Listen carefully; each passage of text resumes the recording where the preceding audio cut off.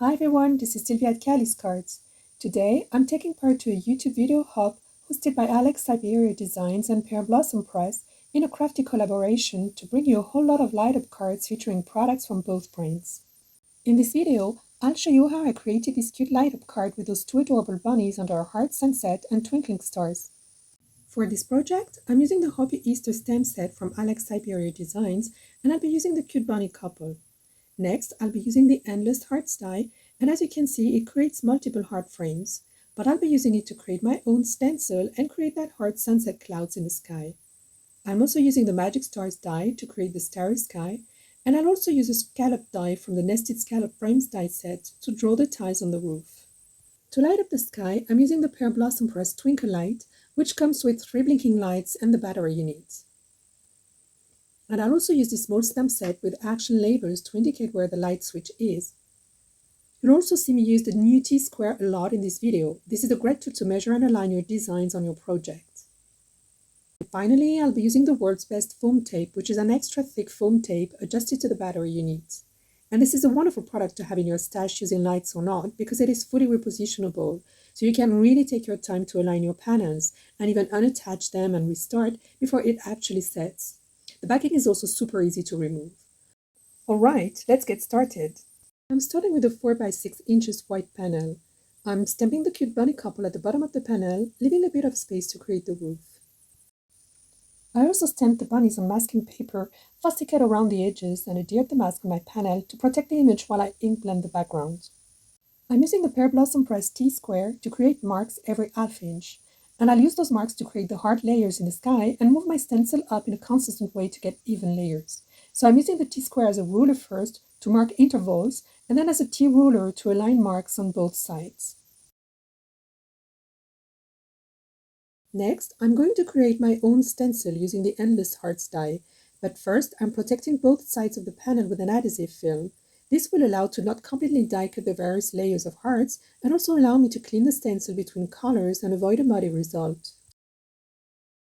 So once I ran it through my die cutting machine, you see that the paper is not fully cut. So I'm using a craft knife to finish cutting the edge. Here, I'm adding masking tape to protect the bottom of the panel while I'll draw the roof later on. For the first layer, I'm blending Distress Oxide Squeezed Lemonade, covering up to the first mark and slightly beyond. I'm then placing the stencil aligning the corners on both marks, and I'm blending Mustard Seed on that second layer, and again I'm going slightly beyond the second mark. I'm moving up the stencil and blending additional layers, starting with worn lipstick.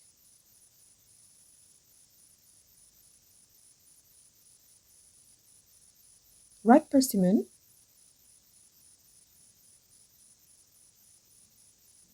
crackling campfire,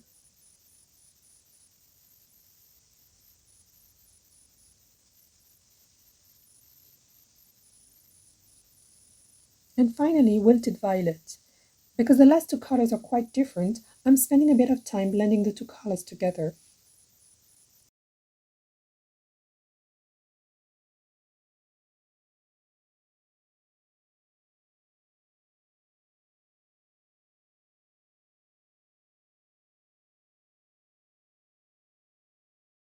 I'm removing the masking tape and bunny mask. And I'll trim the panel down to 3 1/4 inch. Next, I'll use the Magic Stars die from Syberia to create the starry sky. And I did have to trim the top of the panel to avoid having cut stars. I'm using the Pear Blossom Press T-square again to draw the top of the roof, and then, because my drawing skills are very basic, I'm using the Nested Scallop Frames die set to draw the roof tiles.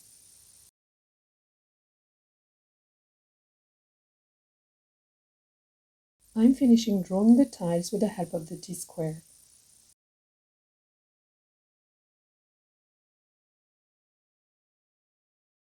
I'm using Copic markers to color the images, warm grays W4 down to W0 for the bunnies.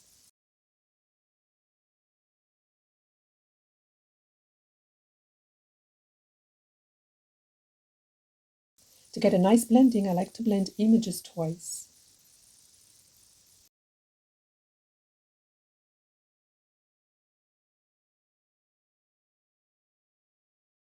I'm adding some reflections of the sky with light yellows, Y000, Y11, and Y15. For the roof, I'm using again warm grays, W7 down to W2, and some light yellows again.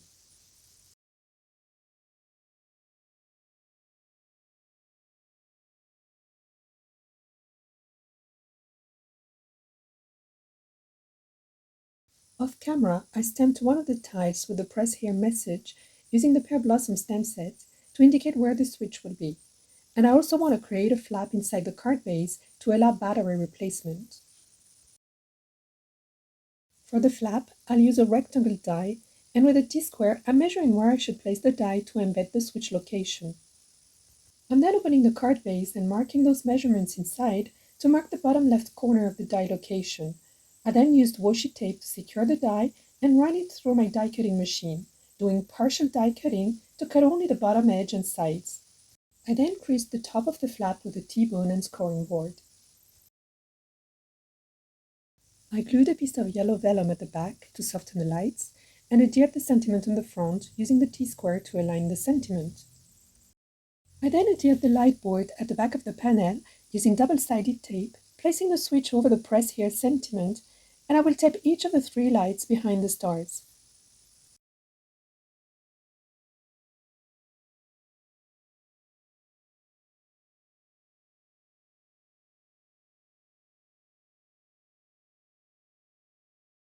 I'm making sure wires are placed between stars and not over them so we don't get to see them when the light is on.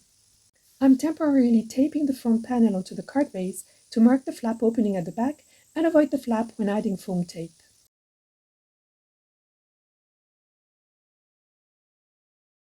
I'm using the Pear Blossom Press words-based foam tape, and when placing it, I made sure to stay away from the lights as much as possible so the foam tape doesn't get lit and becomes apparent at the front. I hope you liked this video tutorial, and don't forget to hop along for a chance to win one of the gift certificates. Thank you for watching and see you next time.